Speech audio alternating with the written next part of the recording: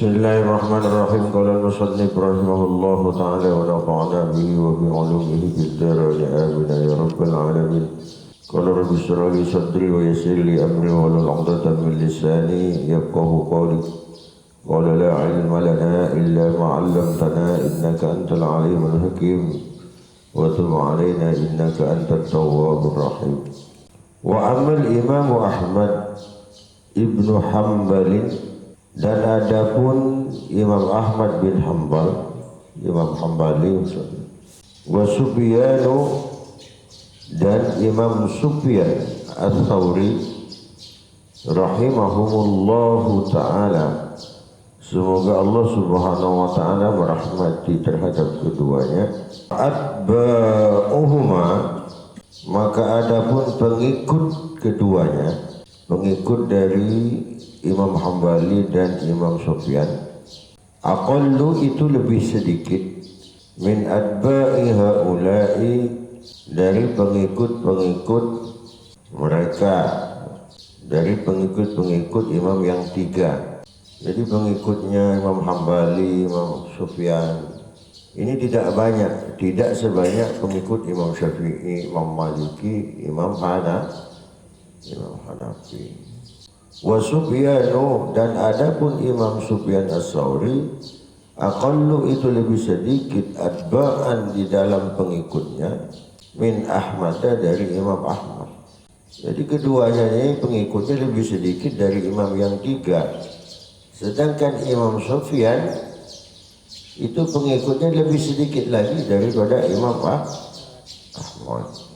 Walakin, akan tetapi, ishtiharuhuma, kemasyhuran, keterkenalan keduanya, bil wara'i, dengan kewaraan, wazuhdi, dan kezuhudan, adharu, itu lebih nampak. Dari sisi pengikut mereka kalah, tetapi kalau dari segi kewaraan dan kezuhudannya itu lebih nampak. Imam Hanbali dengan Imam Ats-Tsauri ini lebih nampak ketimbang Imam Syafi'i, Imam Maliki, Imam Hanafi. Di kewaraannya lebih nampak. Pengikutnya lebih sedikit, tapi kewaraan dan kezuhudannya itu lebih nampak. Cuma sekarang kita sudah hampir tidak menemukan. Kalau Imam Sufyan ini pengikutnya hampir tidak menemukan sudah. Artinya mazhabnya Imam Sufyan ini sudah tidak ada hari ini. Kalaupun ada itu hanya segelintir orang. Makanya ada kitab itu Madzhabul Khamsah, fikih 5 mazhab. Itu mazhab yang kelima itu adalah mazhabnya Imam Sufyan Ats-Tsauri. Yang kita kenal, yang masyhur sampai hari ini itu adalah Madzhabul Arba'. Itu fikih 4 mazhab. Itu Syafi'i, Maliki, Hanafi, Hanbali. Kitabnya 5 jilid.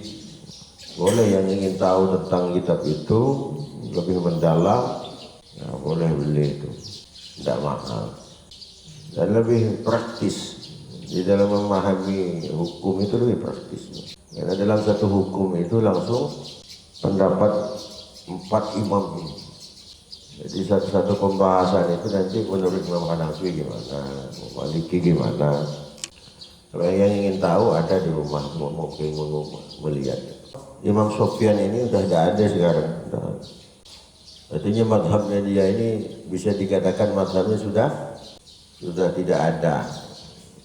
Yang ada hanya 4. Wa jami'u hadzal kitabi, dan seluruh kitab ini masyhurun, itu dihiasi, bihikayati af'alihima, dengan hikayah-hikayah perbuatan-perbuatan keduanya, wa aqwalihima, dan ucapan-ucapan keduanya. Fala hajatan ila tafsili al-ana, maka tidak ada hajat, tidak ada keinginan, ila tafsili, untuk memperinci al-an, sekarang.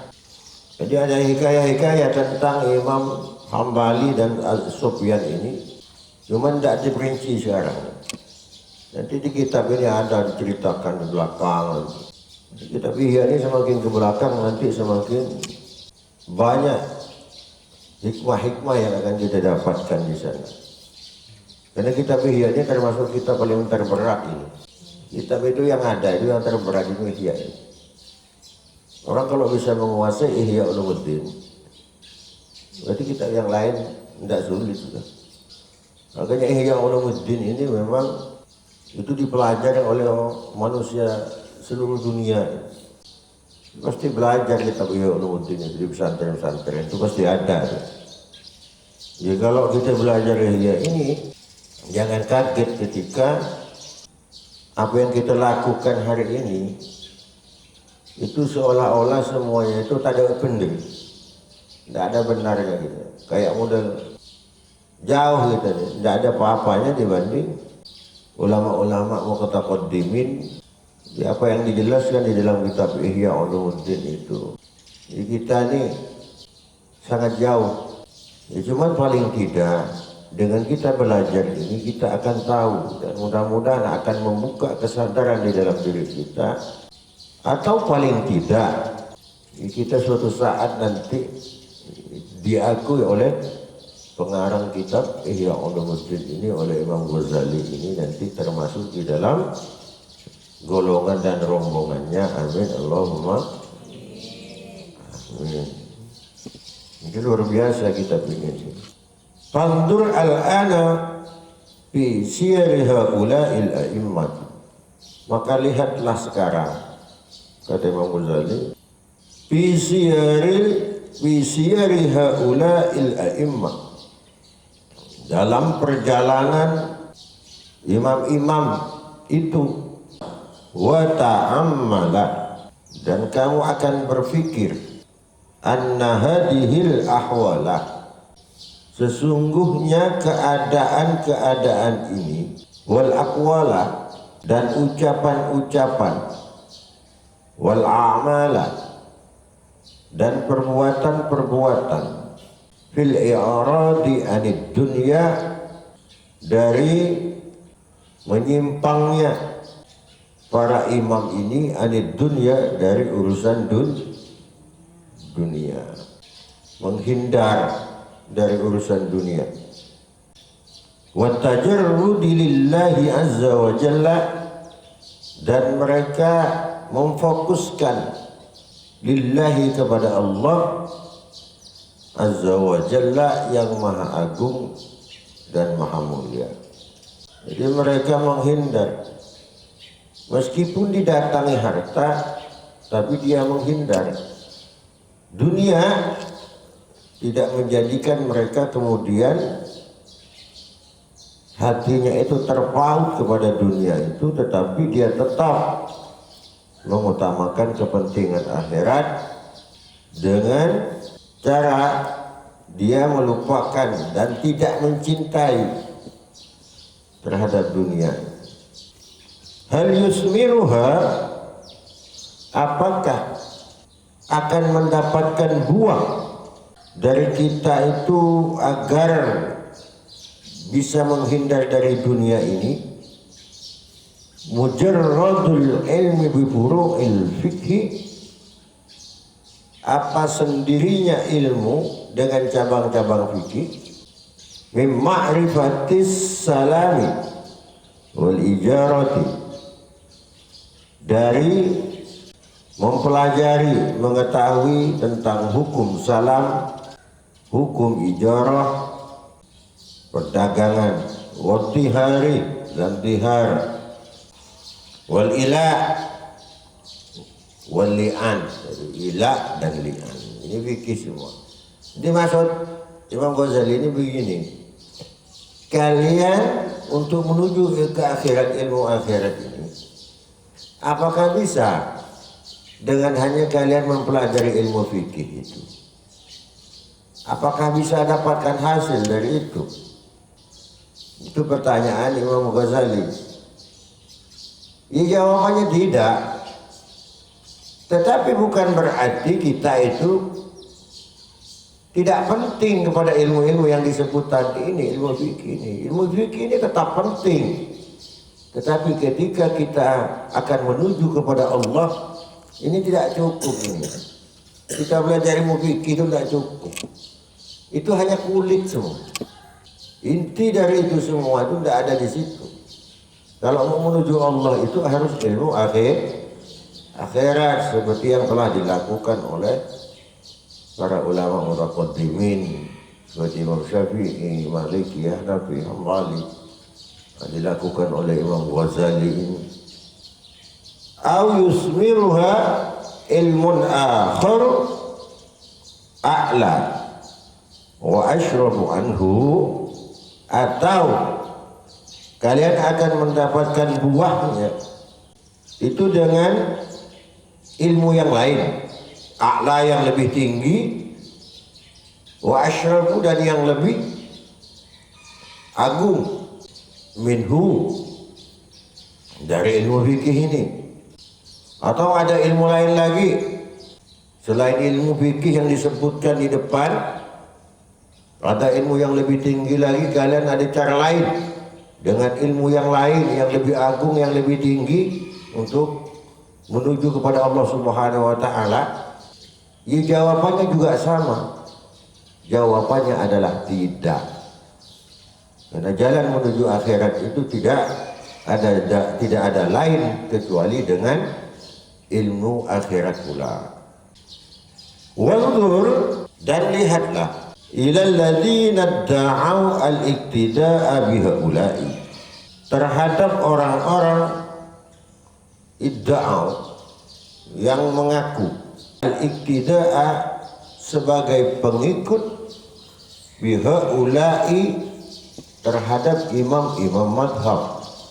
Asdaku fi da'wahum, mereka membenarkan fi da'wahum di dalam dakwah-dakwahnya para imam madhab, amla atau tidak. Dimaksudnya di sini kita disuruh melihat kita sebagai pengikut madhab ini benar apa enggak. Contohnya kita ingat misalnya ikut Imam Syafi'i, benar betul-betul kita jadi pengikutnya apa enggak? Atau bisa jadi kita itu hanya mengambil separuh-separuh dari apa yang diajarkan oleh imam-imam mazhab yang kita ikuti. Hanya diambil yang dikira-kira cocok ke dia, kelakus bagusnya, yang kira-kira menguntungkan ke dia. Dan hari ini itu memang terjadi, betul itu terjadi hari ini.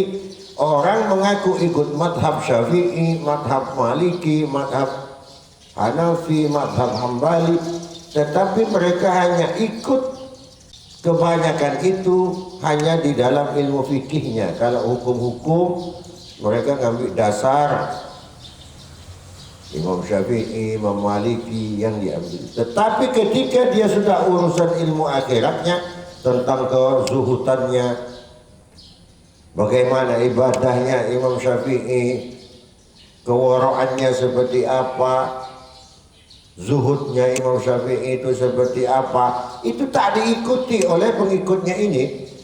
Hanya dia ngambil hukum-hukumnya saja. Nah, terus kalau yang seperti itu apakah disebut pengikut?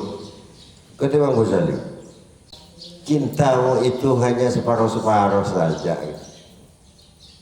Ibarat kita cinta kepada, bilang cinta pada seseorang, tetapi cintanya hanya separuh. Yang nama orang cinta itu harus lahir batin. Sama ketika kita ikut seseorang, ikut imam mazhab, itu jangan tanggung-tanggung, jangan diambil yang mudah-mudahnya saja, harus ikut semua. Kalau yang didatangi harta kemudian tak mau, kita tak mampu kelas itu. Cuma paling tidak ambil yang ringan-ringan kita. Jalan menuju wara itu kan banyak yang dijelaskan oleh yang sudah kita pelajari. Contohnya apa? Tanda-tanda orang wara, dia itu mudah untuk selalu bersedekah ketika punya, menyisihkan, itu termasuk diantaranya. Itu termasuk kelas-kelas kita di situ ya. Kan dia berjahil. Orang suka terhadap harta itu enggak salah, enggak ada agama menyalahkan. Islam juga tidak menyalahkan, bahkan menganjurkan Islam. Cuma yang tidak diperbolehkan oleh Islam itu jangan sampai dunia itu menguasaimu. Artinya kita diatur oleh dunia. Kita yang harus mengendalikan dia. Yang harus mengendalikan dunia itu kita, bukan dunia mengendalikan pemiliknya, bukan dunia mengendalikan manusia.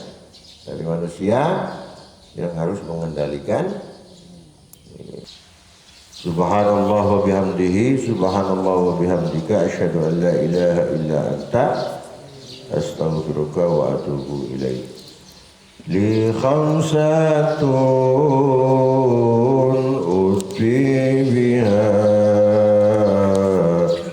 arral wabail hatima al-Mustafa والمرتضى